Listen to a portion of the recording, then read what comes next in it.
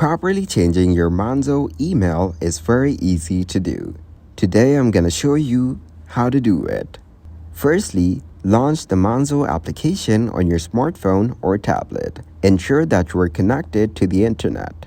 Then log in to your Monzo account using your username and password, or any other authentication method you have set up. Navigate to the section in the app that allows you to manage your account settings. This is often represented by an icon related to your profile or account. Look for options like personal details, account information, or something similar. This is where you typically manage settings related to your personal information, including your email address.